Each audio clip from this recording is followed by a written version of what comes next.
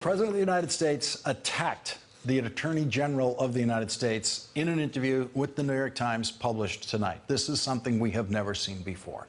This leaves the Attorney General no choice. He must resign. Attorney General Jeff Sessions gave the New York Times no comment, absolutely no comment, when he was told what the president said about him, and the New York Times asked for comment about that. The president told the New York Times that he regrets appointing Jeff Sessions. And when a president expresses no confidence in a cabinet member, then that cabinet member owes the president his resignation. When a president does it publicly, which is something we just have never seen before, then that cabinet member really has no choice. From that minute forward, absolutely no choice. Here is some of the New York Times audio recording of what the president said. Sessions gets the job. Right after he gets the job, he recuses himself. Was that a mistake? Well, Sessions should have never recused himself. And if he was going to recuse himself, he should have told me before he took the job, and I would have picked somebody else. He gave you no heads up at all in any sense? Zero. Okay. So Jeff Sessions takes the job, gets into the job, recuses himself. I then have, which frankly, I think is very unfair to the president. How do you take a job and then recuse yourself? If he would have recused himself before the job, I would have said, thanks, Jeff, but I can't, I'm not going to take you. It's extremely unfair, and that's a mild word, to the president. So he recuses himself. That's it. That is amazing. And it is amazing that Jeff Sessions is still in the job. Any self-respecting Attorney General of the United States would have publicly resigned as soon as the president's words became public earlier this evening. It is now clear that Jeff Sessions is going to be a witness against the President of the United States.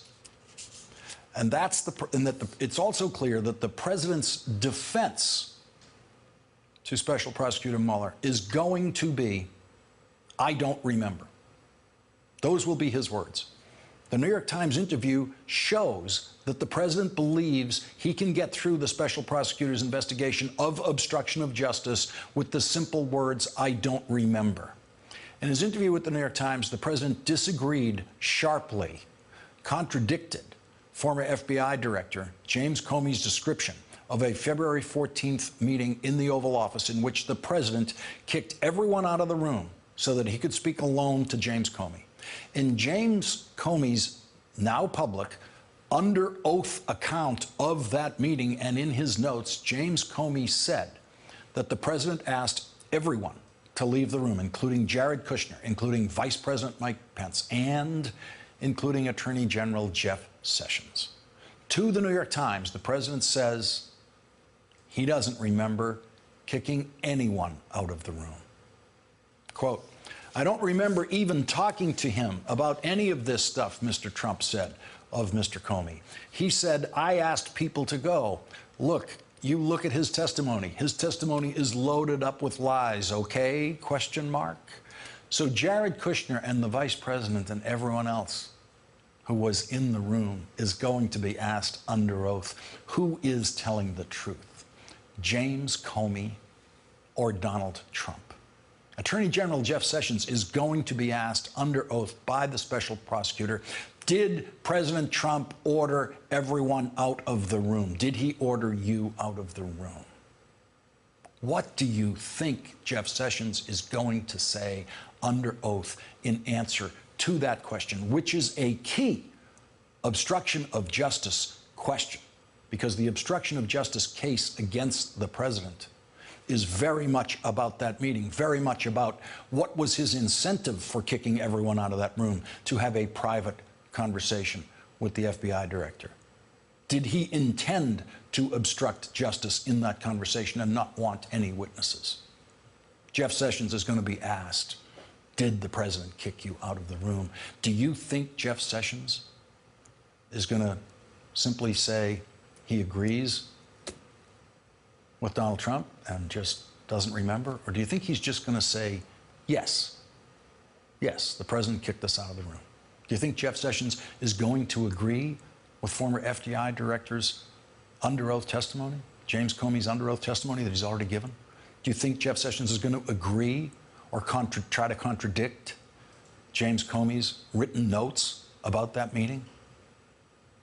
You think he's going to try to help the president? You think Jeff Sessions is going to try to help the president and say, I don't remember? Is Mike Pence going to say, I don't remember? Is Jared Kushner going to say, I don't remember? Attorney General Jeff Sessions' desire, if he ever had it, to be helpful to the president in his testimony to the special prosecutor, Robert Mueller, cannot be as strong tonight as it might have been last night. Jeff Sessions has been publicly attacked by the president. And in the middle of that attack, the president told all of his teammates who were in the Oval Office that day how he is going to testify when Robert Mueller asks him under oath if he kicked all of them out of the room when he asked to speak with James Comey alone. He's going to testify, I don't remember. And he's giving all of the other witnesses in the case, all of the witnesses on his team who were in the Oval Office that day, the signal right now, tonight, of how he wants them to handle that question. The president is making it publicly clear that on that question, the Trump position is I don't remember. And on that question, it's going to be Donald Trump's credibility versus James Comey's credibility. And everyone in that room is going to have to choose a side. And there is no reason tonight, none, for Jeff Sessions to do any favors for Donald Trump in his testimony. Jeff Sessions may have always simply planned to tell the truth about that moment in the Oval Office, in which case nothing might have changed for him tonight about his crucial testimony about that moment when James Comey says Jeff Sessions and everyone else was kicked out of the Oval Office. But how can Jeff Sessions go back to work tomorrow? How can he do that? How can he walk into the Justice Department? How can Jeff Sessions attend the next cabinet meeting as the only member of the cabinet who the president has publicly attacked and said he wished he didn't nominate him? He wished he wasn't the Attorney General. The president has the most incompetent cabinet in history, and he's unhappy with only one of them. Only Jeff Sessions. When the New York Times asked the president today if Robert Mueller's investigation would cross a red line, if it expands to look at the Trump family's finances, Mr. Trump said, I would say yes. I think that's a violation. Look, this is about Russia. After that interview was published tonight, the New York Times published another story about how the Trump family finances are already being investigated. Banking regulators are reviewing hundreds of millions of dollars in loans made to Mr. Trump's businesses through Deutsche Bank's private wealth management unit, which caters to an ultra-rich clientele, according to 3 people briefed on the review who were not authorized to speak publicly. The bank is expecting to eventually have to provide information to Robert Mueller, the special counsel overseeing the federal investigation into the Trump campaign's ties to Russia.